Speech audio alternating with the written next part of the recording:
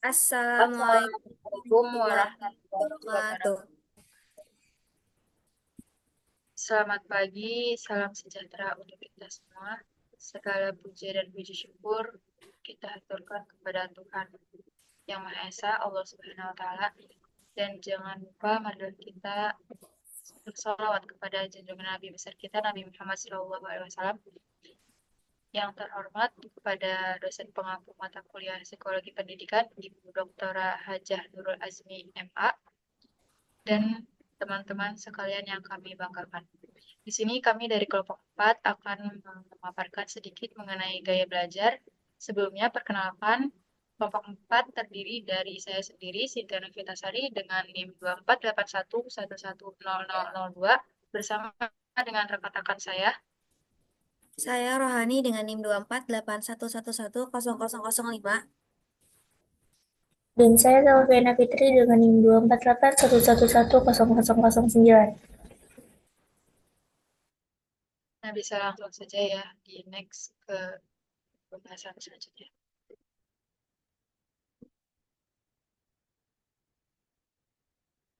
Nah, sebelumnya kita bakal mengetahui apa sih itu gaya belajar tersebut. Jadi di sini ada secara etimologis atau secara bahasa, eh ya, secara bahasa, gaya belajar terdiri dari dua kata, yaitu gaya yang dalam kamus bahasa besar bahasa Indonesia atau KBBI berarti cara atau tingkah laku.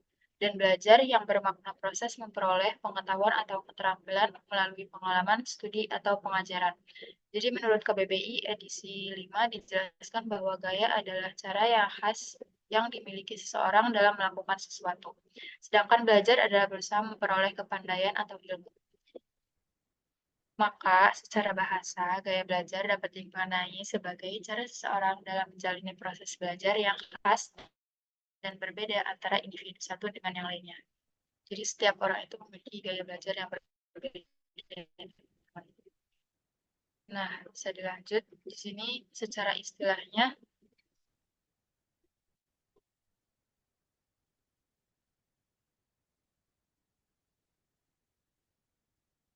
secara istilah, gaya belajar diartikan sebagai pendekatan individu yang khas dalam menyerap, memproses, dan mengingat informasi ketika belajar.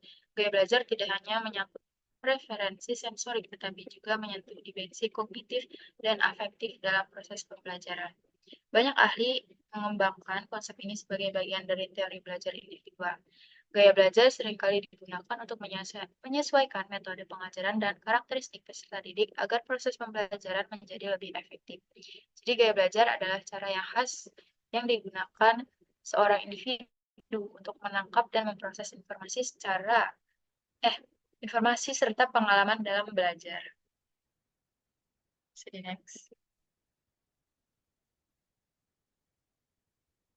Nah, di sini ada pula pengertian dari beberapa tokoh yang cukup terkenal. Di sini ada menurut Dundun atau Dandan ya pada 1992.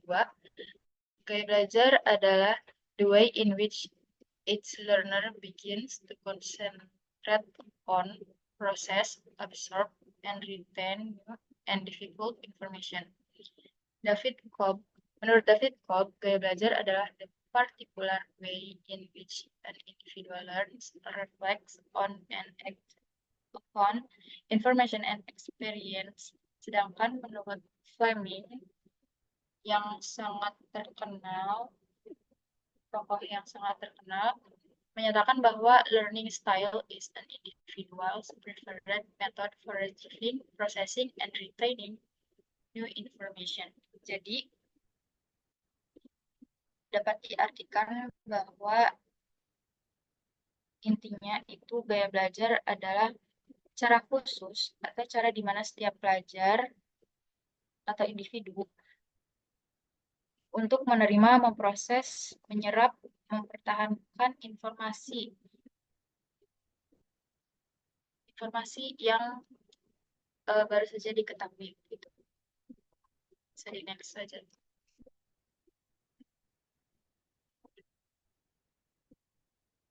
Nah, di sini gaya belajar itu ada 3 jenis.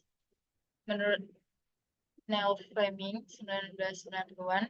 Jadi ada yang disebut dengan gaya belajar VAK atau visual, auditory, dan kinestetis.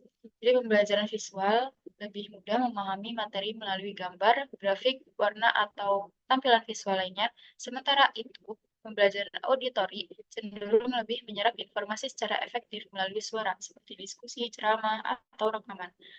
Adapun pembelajaran kinestetis lebih optimal ketika seorang individu itu melibatkan gerak tubuh atau praktik langsung dengan pengalaman fisik dalam proses belajarnya. akan membantu individu memahami cara belajar yang paling cocok bagi dirinya, serta berfungsi agar guru dapat menggunakan model ini untuk menyesuaikan metode pengajaran.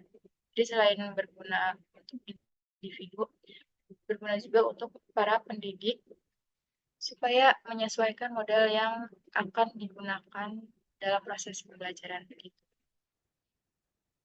Bisa di next.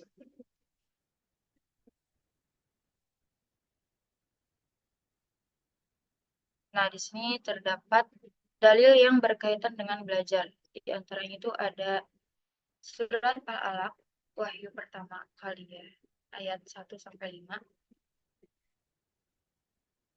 yaitu berbunyi Bismillahirrahmanirrahim. Iqra bismi rabbikal ladzi khalaq. Khalaqal insana min 'alaq.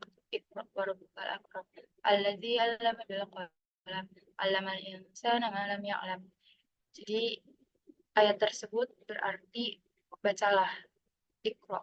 Bacalah dengan nama Rabbmu, dengan ilmu yang menyusun keberadaanmu yang menciptakan manusia dari alam secuil darah komposisi genetika. Bacalah, karena Rabbmu itu Akram, Maha Pemurah, yang mengalir memprogram gen-gen dan fitur-fitur esensial dengan pena, mengajar manusia apa yang tidak diketahuinya. Jadi bisa dikatakan isi dari Al-Quran Surat Al-Alaq ayat 1-5 ini menegaskan pentingnya belajar. Karena di sini berkali-kali dikatakan bahwa ikro, bacalah, bacalah. Karena Allah memerintahkan manusia untuk membaca, mengenal penciptanya, dan menuntut ilmu sebagai jalan memahami hal-hal yang sebelumnya tidak diketahui. Ada pula terdapat hadis yang bersangkutan dengan materi gaya belajar. Menurut sabda Rasulullah SAW yang berbunyi, hadisun nasa bima ya'rifuna atuhibbuna ayyukadzaballahu wa rasuluh. Artinya, bicaralah kepada manusia sesuai dengan tingkat pengetahuan mereka. Apakah kamu ingin Allah dan Rasul yang didustakan? Hadis riwayat Bukhari nomor 127. Jadi, bisa dilihat ya teman-teman. Kita harus menyesuaikan cara berbicara atau cara mengajar kita kepada seorang individu atau murid nanti. Ya, gitu. Jadi next.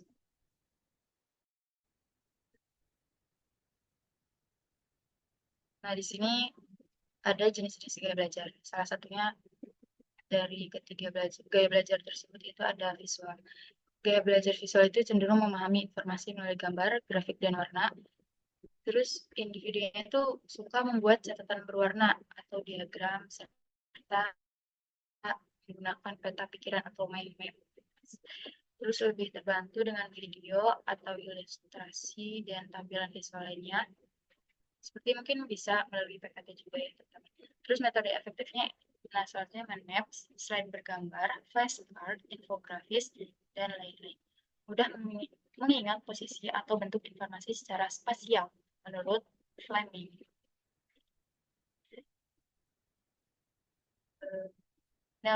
Fleming juga mengatakan bahwa visual learners prefer to see what they are learning through diagrams, charts, and written directions. Gitu. Artinya tadi seperti yang sudah dijelaskan. Jadi next.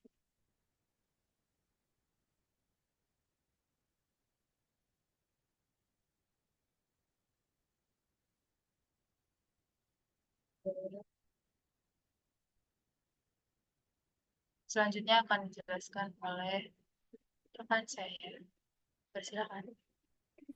Oke, makasih Cynthia. Jadi yang kedua itu ada gaya belajar auditori. Gaya belajar auditori itu merupakan proses penerimaan informasi yang erat kaitannya dengan indera pendengaran yang orang yang memiliki gaya belajar ini akan mudah menghafal informasi apabila ia mendengarkan informasi tersebut.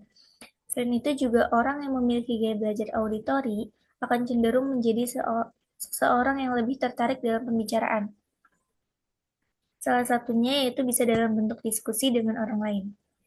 Seperti yang dijelaskan oleh De Porter dan Hener Naki, menyatakan bahwa orang bergaya belajar auditori lebih dekat dengan ciri seperti lebih suka berbicara daripada menulis. Kata-kata khas yang digunakan oleh orang auditori dalam pembicaraan tidak jauh dari ungkapan "aku mendengar apa yang aku katakan" dan kecepatan bicaranya sedang. Dalam menyerap informasi umumnya, orang bergaya auditori menerapkan strategi pendengaran yang kuat dengan suara dan ungkapan yang berciri pendengaran.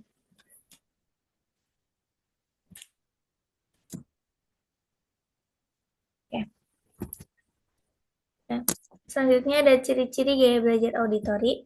Yang pertama itu memahami informasi lewat pendengaran dan berbicara. Artinya, orang dengan gaya belajar ini lebih gampang paham kalau belajarnya lewat suara. Jadi, waktu dengar guru jelasin atau orang ngomong, mereka tuh langsung cepet nangkep isinya. Selanjutnya ada suka diskusi, ceramah, dan penjelasan langsung. Mereka lebih sering belajar kalau bisa ngobrol langsung, diskusi bareng teman, atau dengerin orang lain cerita. Jadi kayak gitu bikin mereka lebih semangat dan cepat paham. Selanjutnya ada sering bicara sendiri dan melafalkan bacaan pelan. Saat belajar, biasanya mereka suka ngomong sendiri atau baca pelan-pelan. Tujuannya supaya lebih gampang masuk ke ingatan. Yang keempat itu ada peka terhadap suara, mudah terganggu kebisingannya. Jadi karena mengandalkan pendengaran, mereka gampang terganggu kalau suaranya rame. Kalau tempatnya berisik, fokusnya itu bisa buyar gitu. Terus yang kelima, konsentrasi tergantung suasana pendengaran nyaman. Supaya bisa belajar dengan baik, mereka butuh suasana yang tenang. Kalau tempatnya nyaman dan nggak banyak suara gangguan, mereka bisa fokus. Terus yang keenam, lebih cepat mengerti materi lisan daripada visual. Yang ketujuh, pandai bercerita tapi sulit membaca grafik atau gambar dan menulis. Biasanya orang auditor itu jago cerita dan bisa jelasin sesuatu dengan kata-kata. Tapi kalau disuruh baca grafik atau tabel atau nulis yang panjang, mereka kurang suka dan kadang merasa kesulitan. Next. Cara belajar yang sesuai, yang pertama itu variasi vokal dalam penyampaian materi.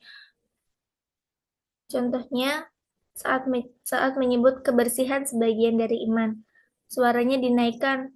Saat menjelaskan cuci tangan sebelum makan, suaranya diperlambat. Dalam cara ini tuh supaya peserta didik dibuat bervariasi, kadang keras, kadang pelan, supaya peserta didik tuh lebih mudah memperhatikan dan mengingat bagian penting dari materi. Yang kedua itu konsistensi penyampaian dan evaluasi. Contohnya itu pendidik membaca niat wudhu, peserta didik langsung menirukan pendidik menyampaikan materi secara rutin dan pendidik menyampaikan materi secara rutin dan sama caranya lalu langsung mengajarkan peserta didik menirukannya. Yang ketiga itu pengulangan informasi secara lisan.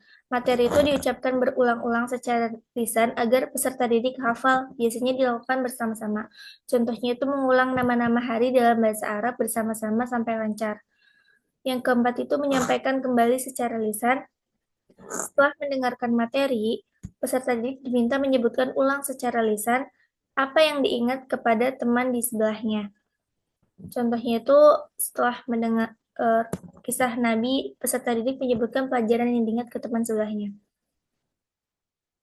Next. Yang kelima, menggunakan lagu atau irama.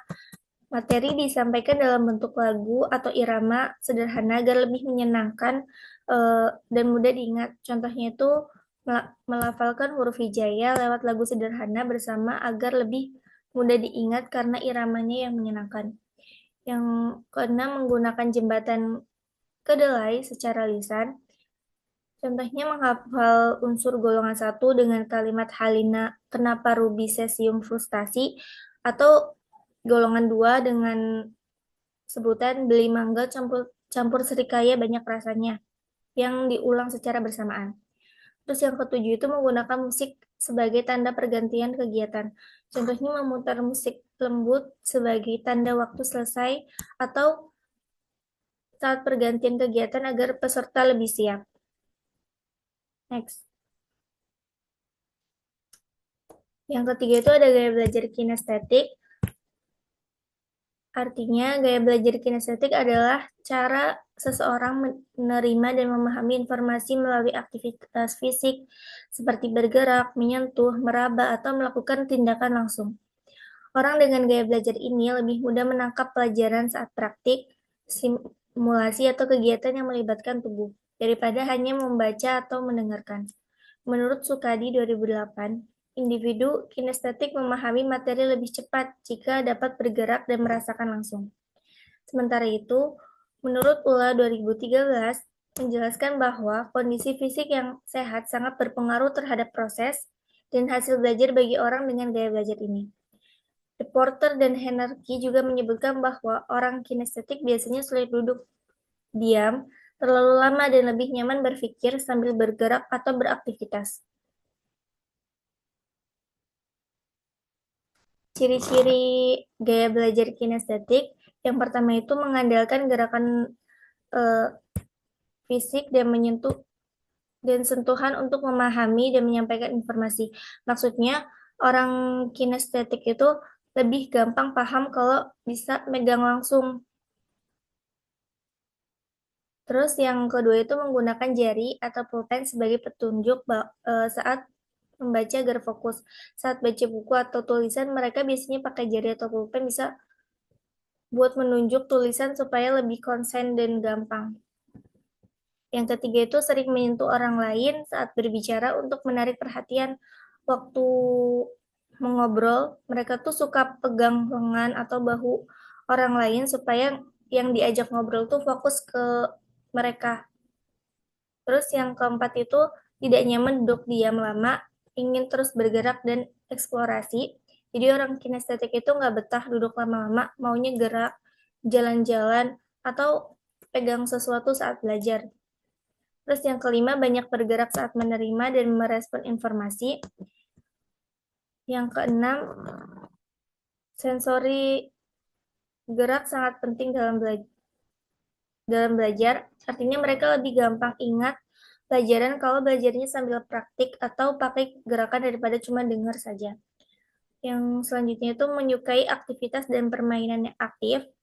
Dan yang ke-8 itu sulit diam lama, kadang hiperaktif karena inginnya selalu bergerak. Next.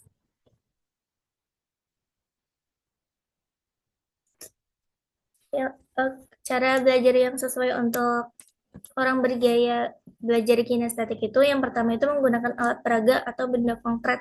Contohnya itu menyusun model atau atom dari bola plastik warna-warni. Jadi untuk orang yang bergaya belajar kinestetik itu kan jadi kalau ada alat peraganya kita bisa merabanya langsung, melihatnya langsung dan tahu ukuran sebenarnya kayak gimana, warnanya kayak gimana. Terus yang kedua itu menyediakan simulasi atau peragaan konsep.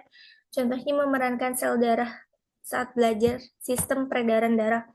Jadi kita bisa bikin drama-drama untuk kita memerankan supaya lebih ingat gitu. Misalnya misalnya ada yang jadi sel darah merah, ada yang jadi sel darah putih gitu. Terus selanjutnya ada memberikan bimbingan secara sejajar. Contohnya, guru duduk di samping peserta didik saat mengerjakan soal.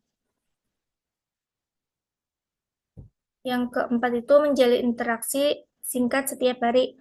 Jadi setelah praktikum, guru bertanya bagian mana yang paling disukain. Terus yang kelima itu memperagakan langkah-langkah prosedur. Contohnya guru memperagakan percobaan logam natrium, lalu peserta didik menirukannya seperti pada praktikum pada umumnya. Selanjutnya akan dijelaskan oleh Rohani. Baik, terima kasih Silvi. Selanjutnya itu faktor-faktor yang mempengaruhi gaya belajar. Yang pertama yaitu faktor internal, yang terbagi menjadi dua, yaitu yang pertama biologis atau jasmania, yaitu kondisi fisik yang normal dan sehat, terutama fungsi otak dan panca indera sangat mendukung proses belajar. Menjaga kesehatan lewat makan teratur, olahraga, dan cukup istirahat, penting untuk keberhasilan belajar. Yang kedua yaitu psikologis. Kondisi mental seperti emosi stabil, motivasi, dan kesiapan belajar mempengaruhi hasil belajar. Mental yang kuat meningkatkan prestasi, sedangkan mental yang lemah bisa menghambatnya. Guru perlu menyesuaikan pengajaran dengan kondisi siswa. Selanjutnya yaitu faktor eksternal. Faktor eksternal yang mempengaruhi gaya belajar yang pertama yaitu faktor lingkungan keluarga. Keluarga adalah lingkungan pertama yang membentuk kepribadian dan cara belajar anak. Faktor-faktor dalam keluarga yang mempengaruhi belajar yaitu perhatian dan kasih sayang orang tua, pola asuh dan pendidikan di rumah, kondisi ekonomi keluarga yang mendukung kebutuhan belajar, komunikasi dan hubungan antar anggota keluarga, dan orang tua bertanggung jawab mendidik dan membimbing anak supaya sukses dalam belajar. Yang kedua yaitu lingkungan sekolah. Sekolah sangat berpengaruh pada keberhasilan belajar siswa. Faktor seperti cara guru mengajar, kurikulum yang digunakan, hubungan baik antara guru dan siswa, serta disiplin sekolah sangat membantu proses belajar. Sekolah juga memberikan pengalaman baru yang membuat siswa lebih cerdas dan mandiri. Yang ketiga yaitu lingkungan masyarakat. Masyarakat sekitar mempengaruhi belajar siswa melalui berbagai aktivitas sosial yang diikuti, seperti organisasi, kegiatan keagamaan, atau kursus tambahan. Selain itu, media yang dikonsumsi dan kebiasaan di masyarakat juga mempengaruhi sikap dan cara belajar siswa. Selanjutnya yaitu hubungan antara gaya belajar dengan hasil belajar. Hasil belajar adalah kemampuan-kemampuan yang dimiliki siswa setelah ia menerima pengalaman belajarnya. Hasil belajar dapat diketahui melalui evaluasi untuk mengukur dan menilai apakah siswa sudah menguasai ilmu yang dipelajari atas bimbingan guru sesuai dengan tujuan yang dirumuskan. Ketika siswa belajar dengan cara yang sesuai dengan gaya belajarnya, maka proses pemahaman menjadi lebih efektif. Misalnya, siswa visual lebih cepat memahami melalui gambar atau peta konsep, sementara siswa kinestetik akan lebih mudah menguasai materi jika disertai praktik atau kegiatan fisik. Kesesuaian ini sangat penting untuk mendukung hasil belajar yang optimal. Selanjutnya yaitu hubungan antara gaya belajar dengan hasil belajar. Implikasi hubungan gaya belajar dan hasil belajar. Yang pertama yaitu implikasi terhadap siswa. Pemahaman terhadap gaya belajar sangat membantu siswa dalam menentukan strategi belajar yang paling efektif. Ketika siswa mengetahui bagaimana ia belajar dengan baik, maka proses belajar menjadi lebih efisien dan menyenangkan.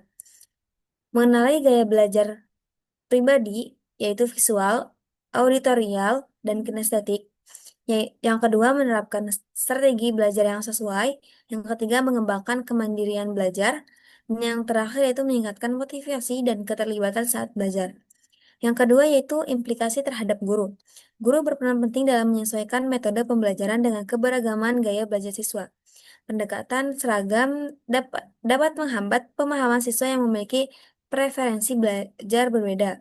Yang pertama yaitu mengidentifikasi gaya belajar siswa di awal, yang kedua menyusun pembelajaran yang variatif dan inklusif, yang ketiga yaitu menggunakan pendekatan berbeda untuk visual, auditori, dan kinestetik, dan yang terakhir yaitu meningkatkan kepekaan terhadap kebutuhan belajar individu. Yang ketiga yaitu implikasi terhadap kurikulum. Kurikulum harus mendukung proses pembelajaran yang fleksibel dan adaptif terhadap berbagai gaya belajar. Ini penting agar materi dapat diterima oleh semua siswa secara efektif. Yang pertama yaitu menyediakan variasi aktivitas pembelajaran. Yang kedua memberikan ruang bagi eksplorasi dan kreativitas guru. Yang ketiga yaitu menyusun asesmen yang tidak hanya berbasis tulisan. Dan yang terakhir yaitu mendorong pembelajaran aktif dan bermakna. Yang keempat yaitu implikasi terhadap evaluasi belajar. Evaluasi harus mencerminkan kemampuan siswa berdasarkan cara terbaik. Mereka memahami dan menampilkan pengetahuan. Evaluasi tidak boleh satu bentuk saja. Yang pertama yaitu gunakan berbagai bentuk penelitian seperti tes, praktik, lisan, dan proyek. Yang kedua yaitu libatkan aspek proses, bukan hanya hasil akhir. Yang ketiga yaitu pertimbangkan aspek kognitif, afektif, dan psikomotor. Dan yang terakhir yaitu sesuaikan dengan karakteristik gaya belajar siswa. Selanjutnya yaitu modifikasi gaya belajar. Modifikasi pembelajaran adalah penggabungan dua metode pembelajaran dalam satu waktu sebagai bentuk penyesuaian terhadap gaya belajar peserta didik. Modifikasi ini penting dilakukan karena setiap pelajar memiliki cara yang berbeda dalam menyerap dan mengolah informasi. Menurut Ningrat 2018, gaya belajar merupakan pendekatan individu dalam belajar, yaitu bagaimana seseorang berkonsentrasi, memproses, dan menguasai informasi baru melalui persepsi yang berbeda. Gaya belajar ini terbagi menjadi tiga, yaitu auditori, pendengaran, visual penglihatan, dan kinestetik, mengandalkan gerakan dan sentuhan. Oleh karena itu, pendidik perlu menyesuaikan metode dan media pembelajar agar efektif dan sesuai dengan karakteristik siswa. Contoh modifikasi gaya belajar yang pertama yaitu gaya belajar visual dan gaya belajar auditori. Salah satu bentuk modifikasi yang umum dilakukan adalah penggabungan antara gaya belajar visual dan auditori. Gaya visual mengandalkan indera penglihatan seperti gambar, warna, grafik, dan video, sedangkan gaya auditori menggunakan indera pendengaran seperti ceramah, diskusi, dan penjelasan lisan. Penggabungan dua gaya ini bertujuan untuk memperkuat pemahaman pelajar dengan menyampaikan informasi melalui dua saluran sekaligus yang saling melengkapi.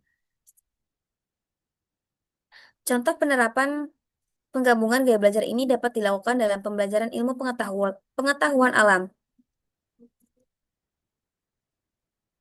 seperti tema cuaca dan iklim. Pengajar dapat menjelaskan proses terbentuknya hujan, angin, dan jenis-jenis cuaca secara lisan sebagai unsur auditori, kemudian memperkuatnya dengan media visual seperti gambar awan, peta cuaca interaktif, diagram siklus air, dan video fenomena badai atau petir. Dengan cara ini, pelajar tidak hanya mendengarkan penjelasan, tetapi juga melihat representasi visualnya, sehingga pemahaman dan daya ingat mereka lebih meningkat.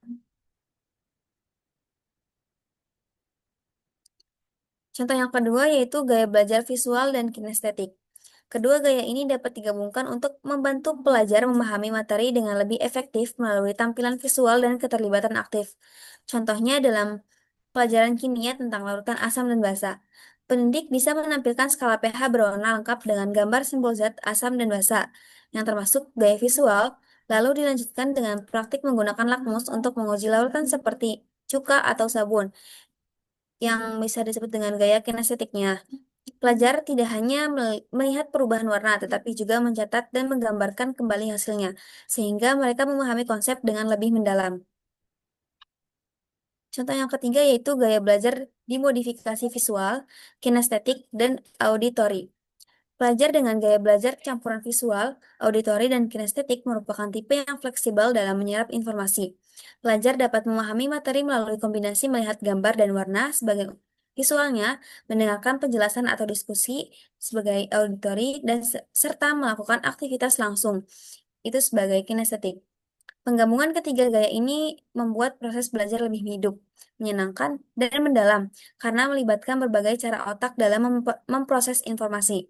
Contohnya dalam materi perubahan iklim, pengajar dapat menjelaskan penyebab dan dampaknya secara lisan sebagai auditori dan menampilkan grafik suhu global dan video dokumenter sebagai visualnya, lalu mengajak pelajar membuat poster lingkungan atau model atmosfer sebagai gaya kinestetik. Aktivitas ini juga bisa ditutup dengan diskusi kelompok dan presentasi hasil kerja siswa. Pendekatan semacam ini membuat siswa lebih aktif, tidak mudah bosan, dan lebih mudah memahami materi dalam jangka panjang. Mengapa harus dimodifikasi? Modifikasi pembelajaran perlu dilakukan karena setiap peserta didik memiliki gaya belajar yang berbeda-beda, sehingga pendekatan yang seragam tidak selalu efektif untuk semua siswa. Dengan memodifikasi, misalnya dengan menggabungkan dua metode pembelajaran dalam satu waktu, pendidik dapat menciptakan suasana belajar yang lebih inklusif dan adaptif terhadap kebutuhan belajar siswa. Modifikasi ini membantu meningkatkan pemahaman, keterlibatan, dan hasil belajar siswa karena metode yang digunakan disesuaikan dengan cara terbaik mereka dalam menerima informasi, baik itu secara visual, auditori, maupun kinestetik. Selain itu, modifikasi juga mendorong kreativitas pendidik dalam menyusun strategi pembelajaran yang lebih menarik dan tidak monoton. Manfaatnya yaitu yang pertama mengetahui cara belajar yang paling efektif, yang kedua meningkatkan motivasi dan minat belajar, yang ketiga meningkatkan hasil belajar, yang keempat membangun kepercayaan diri dalam belajar, yang kelima membantu guru menyusun metode pengajaran yang variatif, yang keenam mendorong kemandirian belajar, yang ketujuh meningkatkan kerjasama dalam kelompok, yang kedelapan menghindari kebosanan dan kejenuhan dalam belajar, dan yang terakhir yaitu menjadi bekal dalam dunia kerja dan pelatihan. Selanjutnya akan disampaikan oleh Silviana Fitri.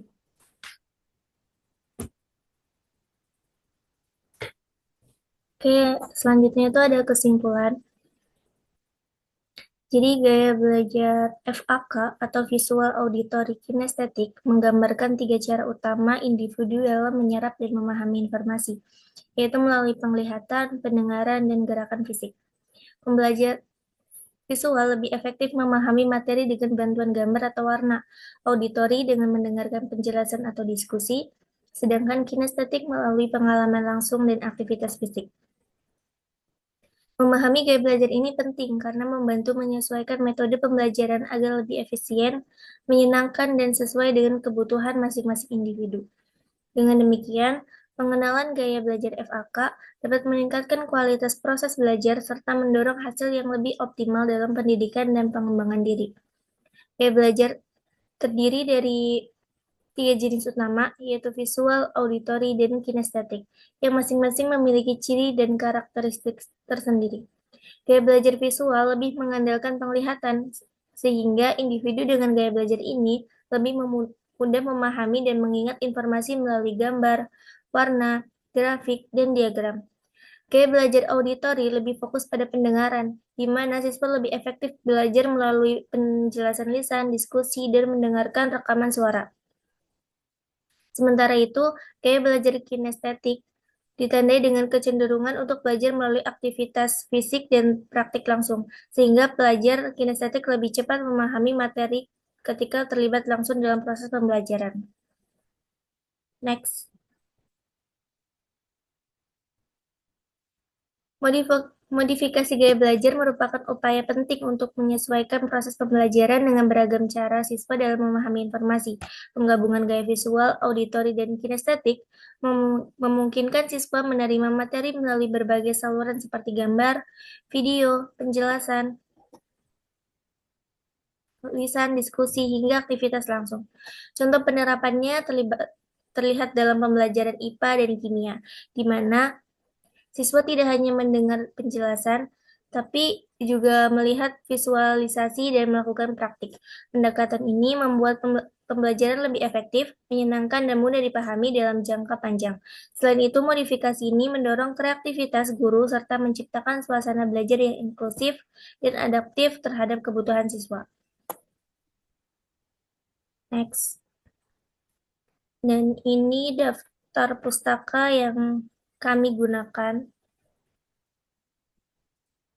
Selanjutnya saya serahkan kepada moderator. Lanjut ke sesi tanya jawab. Semoga ilmu dan pengetahuan yang baru ini bisa dimanfaatkan dan terserap dengan baik oleh kita semua ya teman-teman. Sekian dari kami, mohon maaf bila ada salah-salah kata, salah perbuatan.